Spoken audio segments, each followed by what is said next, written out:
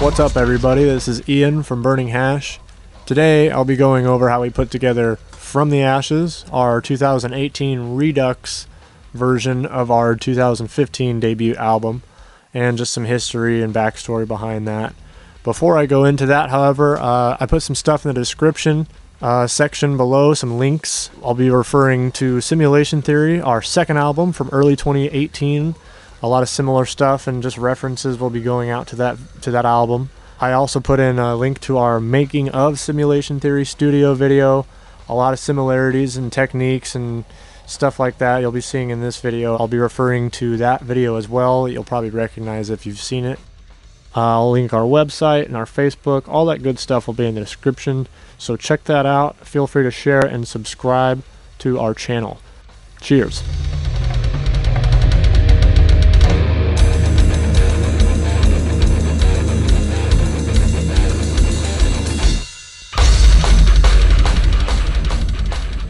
So Simulation Theory, the album we put out in early 2018, this album is a continuation of that process. We basically continued from there and just re-recorded everything from the ground up for this debut Redux. We were just in a much more positive vibe coming into this album, so when we started recording it, it was just nothing but fun and experimentation.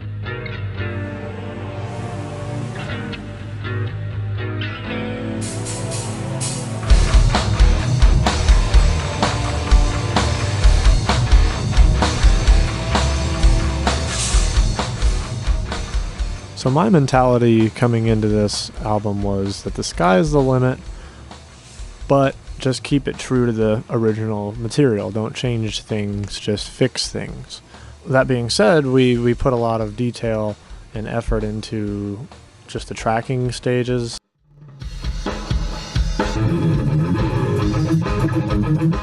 The mixing stage. The Simulation Theory mix was what we were going for. But also we were just trying to make the songs still sound like the first album. We've discovered on Simulation Theory that we had basically anything we could think of to work with in terms of effects and sounds and just stereo functions and EQ and stuff like that. So we weren't too worried about how it was going to sound. We just wanted to make sure that our vision for the songs were met. And when we were putting the band together for the first formative years, the first 4 years, it was these songs, and it was a very important time for the band. So we wanted to make sure that the dynamics were met and that our vision was clear, because for the 2015 release, those sonic needs were not met.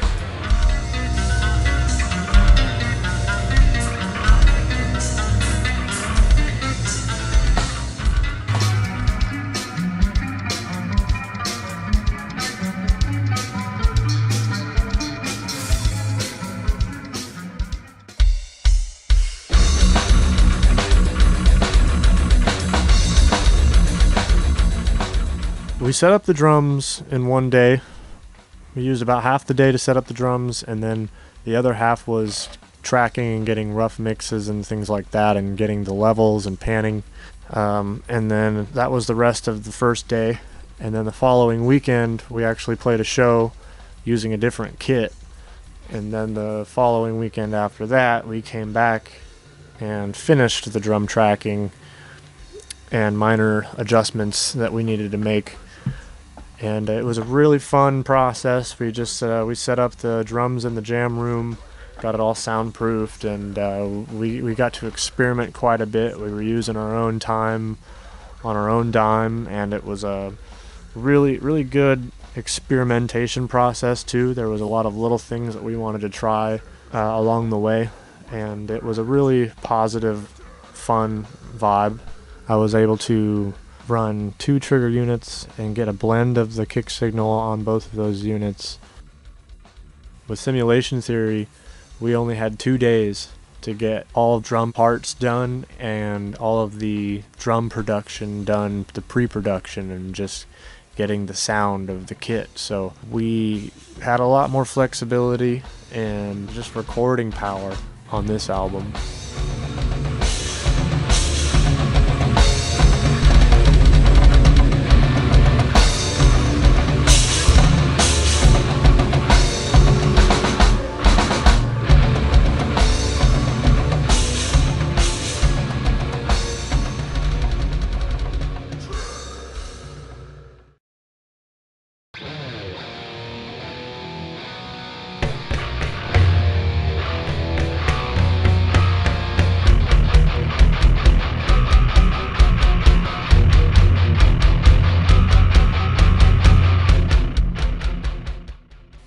The way I approached the guitars on this one was really similar to how I did Simulation Theory. I used 2 guitars on this album, same thing with Simulation Theory. It's my 2 Ibanez RG7321 7-string guitars, and they're both the same exact model, same specs, same color. I use them for shows, everything Burning Hash related. The tuning for that is just standard E flat, and then for the B it's just B flat, and then we drop for some songs to A flat. And I used one of them for pretty much everything: rhythm guitars, clean stuff, leads, and then I used the other one for some leads and additional clean stuff. I used the same preamps, same techniques, a lot of the same stuff, but this time I got my hands on a switchblade pedal, which splits the guitar signal 2 ways, and then I ran one into my Line 6 Pod HD Pro X, and then the other signal into the 11 rack, and I dialed up basically a Mesa Boogie dual rectifier on both of those, just with different personalities, and then blended them accordingly. And that's just something that I wasn't able to do on Simulation Theory.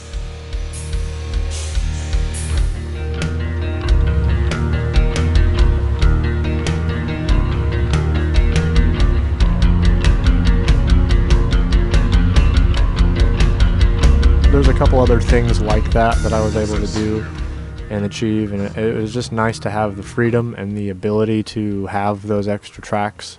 Everything was tracked twice, so a left and a right guitar, and then each guitar basically had the Pod and 11 rack tracks on their own track, so that was nice, and I was able to really get in there and get some details hammered out and be flexible with the guitar tones.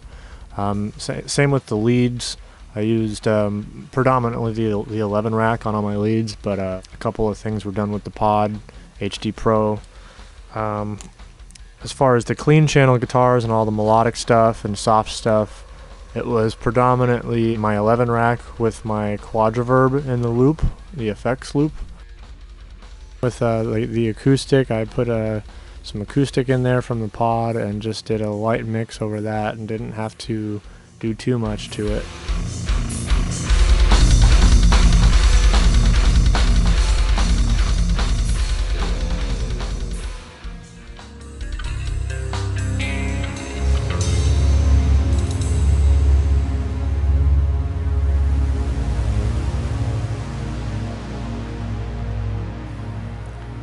Stage 3 was the synth and just layering stage, is what I call it. It was just synth layers, soundscape layers, just some sounds manipulated to be deeper and more spacey, I guess.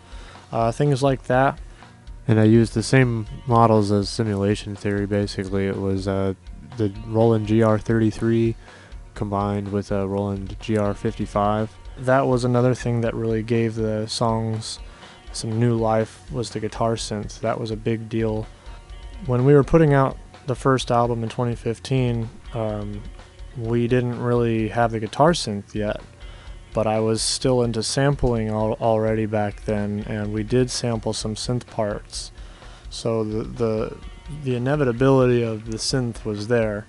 And it's funny, about 3 months after we put out the album is when I first picked up the guitar synth. So within a couple of months our sound drastically changed for the Simulation Theory sound.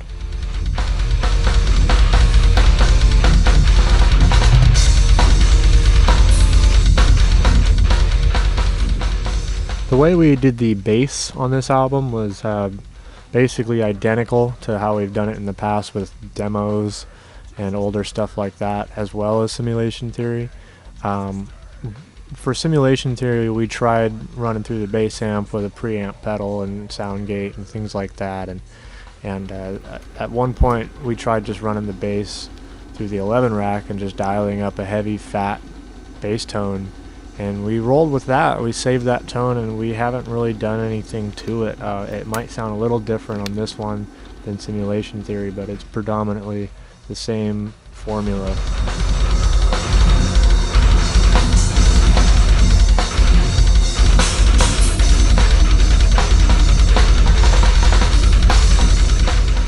Tommy picked up a Rogue 6-string bass, and he got a pretty good deal on it, and that's just what we've been running for the past couple of years. It's got active pickups, plenty of tone options right there on the bass, so it's a pretty good flexible bass for what we're doing. We actually tune it down just to the 5-string kind of tuning, but with an extra smaller, higher string, so that we can get the low, crunchy stuff that we need, and then he can actually have a pretty good range to go up into some lead work on the bass. And we play with drive and distortion on there, so it kind of feels more like a guitar for him, because he was originally a guitar player and had more of a soul and blues background.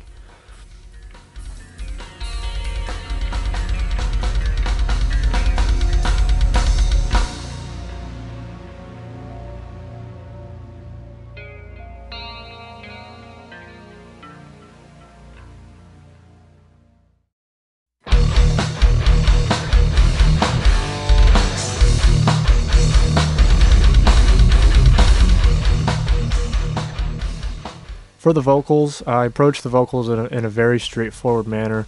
They're usually done last after everything else is almost all the way mixed. With Simulation Theory, I wasn't sure how to approach the vocals because it was my first time doing vocals full time.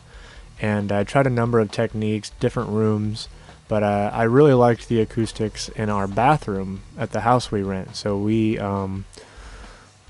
I just set it all up in the bathroom for Simulation Theory, and I recorded all the vocal parts in there. And then this time around, I knew what worked and what didn't, so I went back to the bathroom and put the laptop in there, and yeah, just ran through a Shure SM58 directly into the console, and I didn't have any problems. Everybody make some motherfucking noise!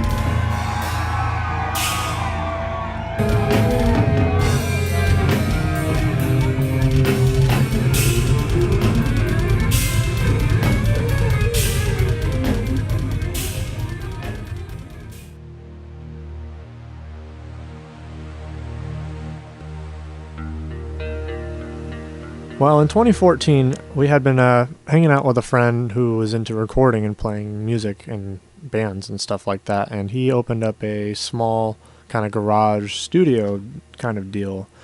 And we, in that summer, we recorded a demo, and we put it up, and we were pretty stoked with it. And towards the end of that year, we decided that we wanted to make an album, like a first full-on album.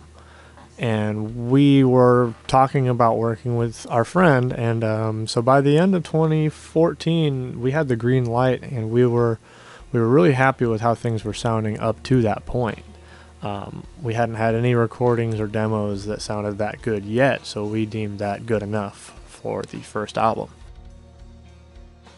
So over the course of basically the first quarter of 2015, we tracked for the first album, experimenting as we went, and unfortunately mixing as we went as well. And we didn't quite have much coordination and consistency with mixing.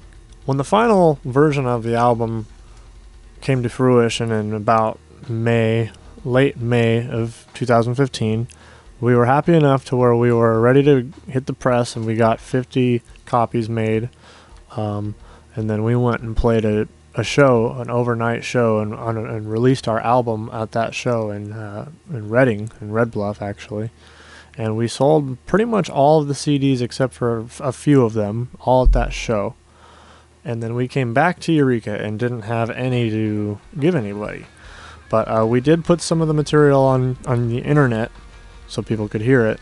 And then by the time late 2015 rolled around, we had parted ways with our friend who was moving on and doing other things with his musical endeavors. Over the course of a couple years, basically from the end of 2015 to the beginning of 2018, we were pretty much writing for Simulation Theory. A lot of things were changing, and a lot of things were happening. It was a lot was riding on that album for me. I felt very relieved and very good again after that album came out. And when it came time to do this one, we were still kind of riding that wave of feeling a lot better than the previous year or two before that album. So the overall vibe was really great.